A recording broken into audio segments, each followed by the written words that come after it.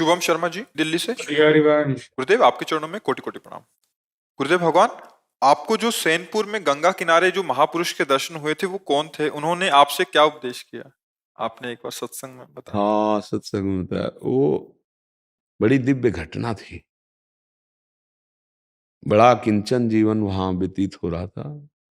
पहले क्या था कि गंगा किनारे भ्रमण करते थे, तो जहाँ कहीं एकांत से आश्रम मिल जाता और शांत, तो वहाँ फिर 2 वर्ष 4 वर्ष ऐसे रुक भी जाते थे। तो वहाँ काफी समय तक रुके। वहाँ एक ही महात्मा थे, पंजीरी बाबा उनको कहते थे, क्योंकि पंजीरी प्रसाद देते थे। कभी कभी कोई श्यामावस्या पूर्णिमा गंगा स्नान करने कच्चे घाट थे तो वहाँ आ जाते थे, मगर वहाँ कोई नहीं आता था। और वहाँ भोजन व्यवस्था ये थी कि एक पुजारी जी आते थे, वो अरहर की दाल और 2 रोटी वो बनाकर भोग लगा के रख जाते थे। तो उनको दे दिए, तो हम 2 बजे दिन के ऐसे ले तो जैसे लिया, तो काफी समय हो गया था वहां रहते। और बारंडा एक पुराना था, उसमें लेटते थे जाके ऐसे जमीन पे। जे ही लेटे, थोड़ी देर में ही जड़ता भाव आ गया शरीर में।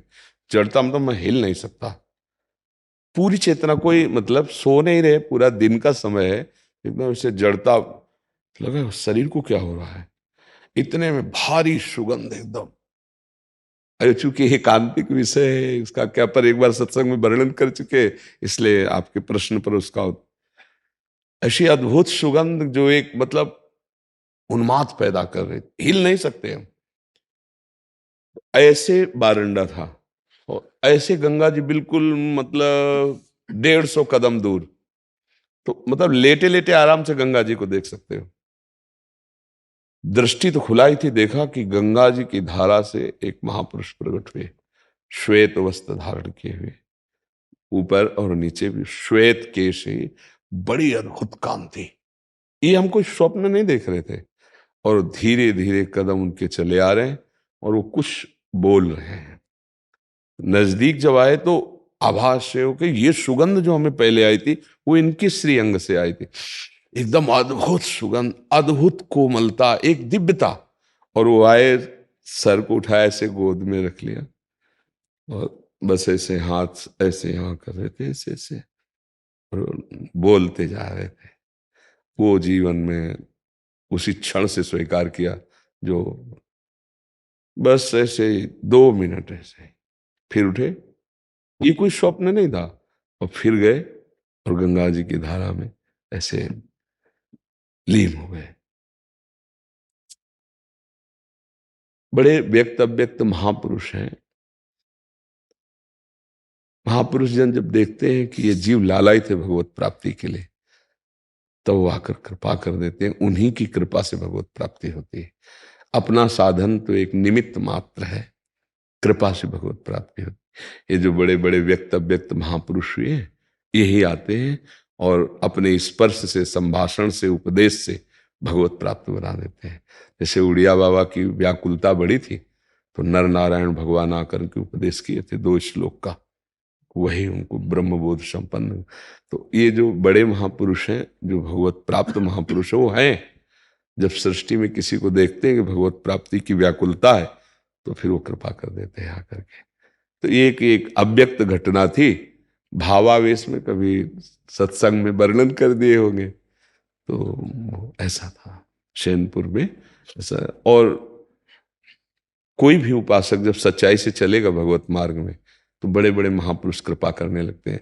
जैसे देवर्षि नारद और अंगिरा जी स्वयं आकर के पूज्य भाई जी से, हनुमान प्रसाद पोद्दार जी से पहले दिन ही सूचना हो गई थी कि कल आएंगे, पूरी व्यवस्था थी। आए देवर्षि नारद जी, अंगिरा जी, भाई जी से चर्चा हुई, फिर वो अंतर्ध्यान हो गए। तो ऐसे बड़े बड़े महापुरुष। अब जैसे इसी सभा में कोई महापुरुष आए मिलना चाहे, तो वो सिर्फ उसी को दिखाई देगा जिसे मिलना, क्योंकि पार्थिव दृष्टि है। नेत्र 3 होते हैं, एक होते चर्म चक्षु, एक होते ज्ञान चक्षु, एक होते प्रेम चक्षु। ज्ञान चक्षु प्रकट होते हैं बुद्धि में, प्रेम चक्षु प्रकट होते हैं हृदय में।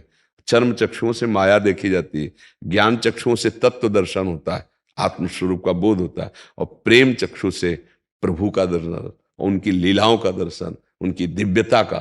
तो इन चक्षुओं से वो नहीं देखा जाता, इन्हीं चक्षुओं में वो प्रकाशित होते हैं, ज्ञान चक्षु या प्रेम चक्षु।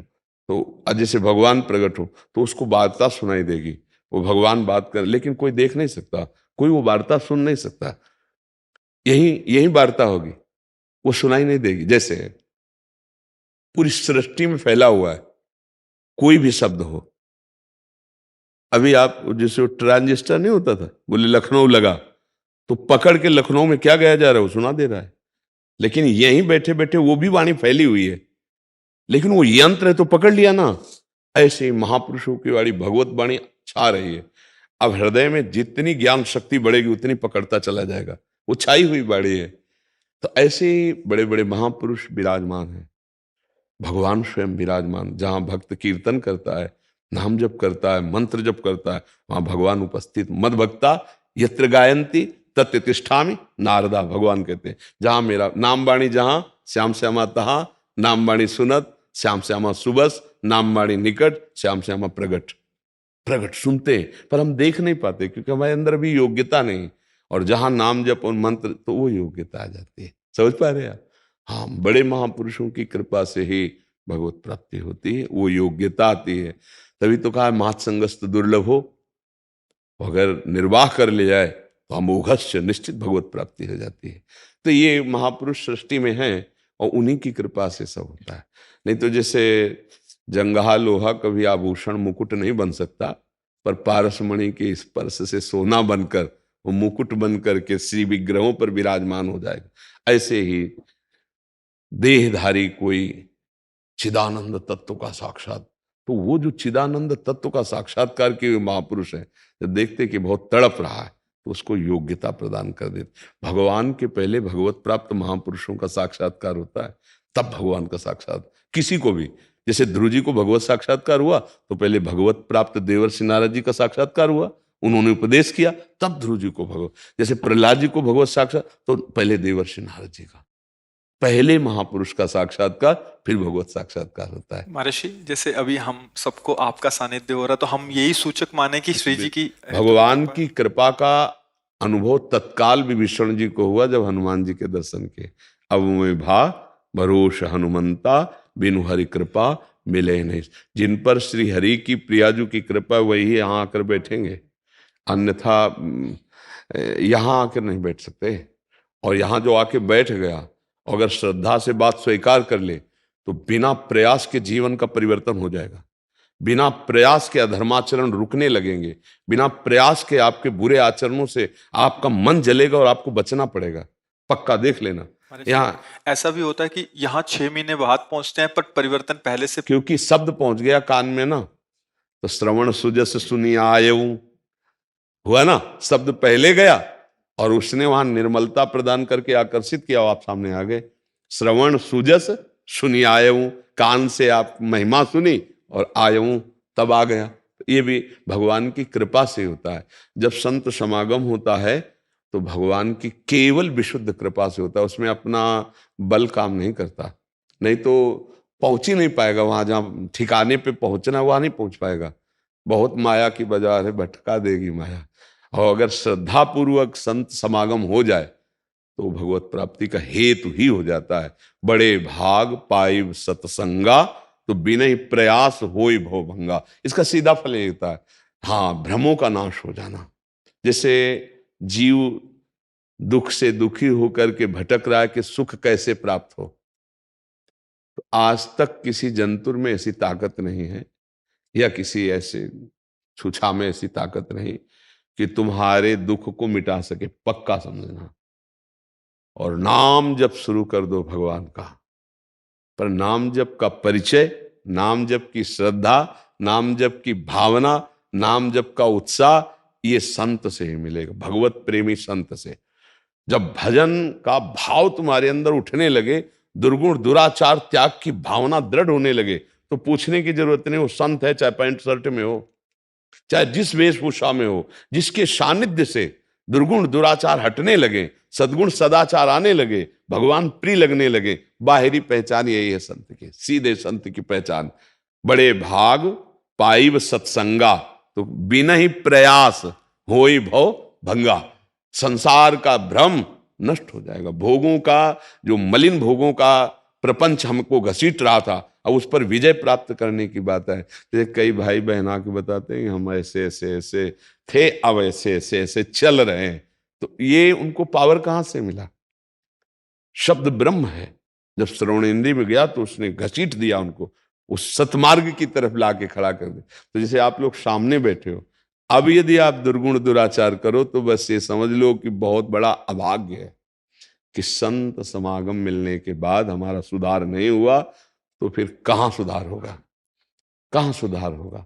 इसलिए सबसे प्रार्थना है कि हरिजू की तो बड़ी कृपा आपके ऊपर है, हमारे ऊपर है, सबके ऊपर।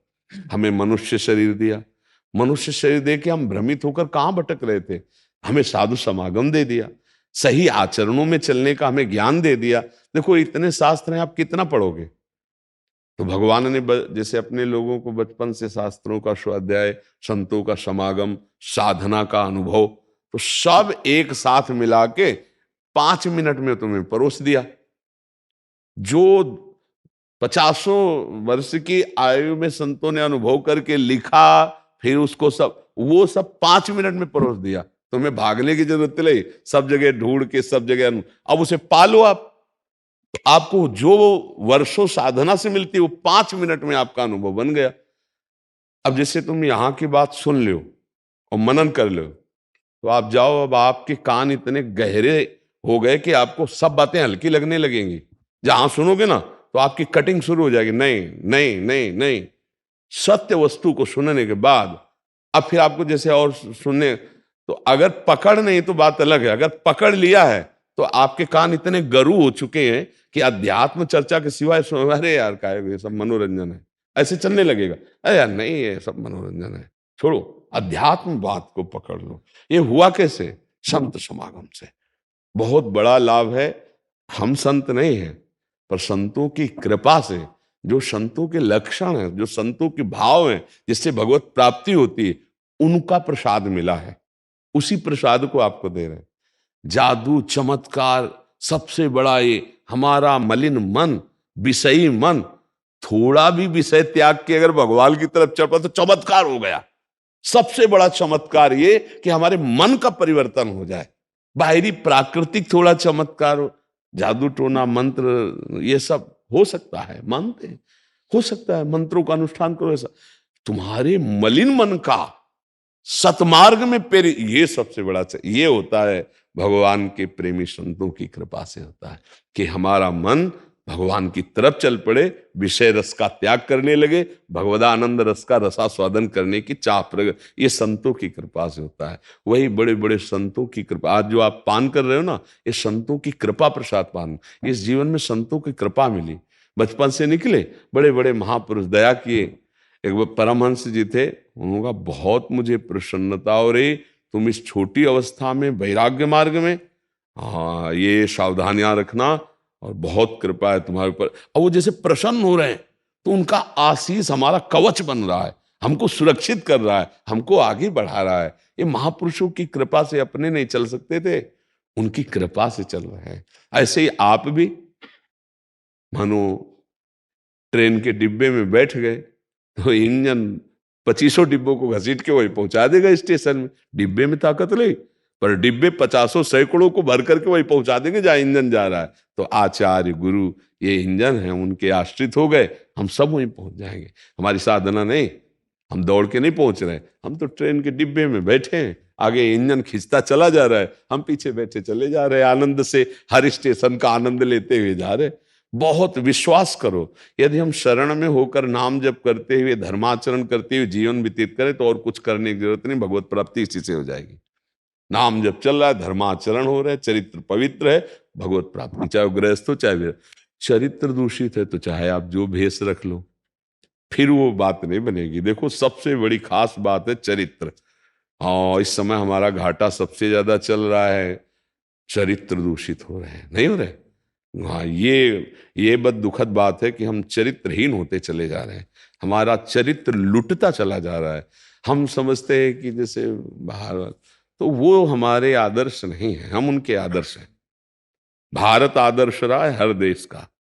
ऋषि मुनि ब्रह्म ऋषि सब जा करके विदेश आदि में अपने भगवान नाम का यश कीर्तन है नहीं। और अगर कोई विशेष बौद्धिक स्तर का है तो हमारे देश के, तो महात्मा बुद्ध जी हमारे ही देश के तो है ना। जितने भी बड़े बड़े महापुरुष बाहर गए और जो धर्म का, मोक्ष धर्म का, भगवत धर्म का, वो सब भारत से ही तो है ना। तो हम दूसरे का अनुकरण करके अपने आचरणों को हीन कर ले, चरित्रहीन कर ले, तो हमारी मूर्खता होगी। दूसरे हमसे चरित्रवान बन रहे हैं और हम दूसरों का अनुकरण करके हम चरित्रहीन हो रहे हैं, तो हम गलत हो रहे हैं। हमारे को अपने देश और अपने धर्म और अपनी महिमा को समझना चाहिए। भगवान नाम जप करना और संत समागम मिल जाना, मानो भगवान ने न्योता भेज दिया कि आ जाओ। जैसे हनुमान जी गए तो विभीषण जी आ गए राम जी के पास, राम जी ने तिलक कर दिया। यही परम पद देने वाले प्रभु हैं जो ये हमको दुर्लभ। कहाँ बैठे हो? वृंदावन की पावन भूमि में।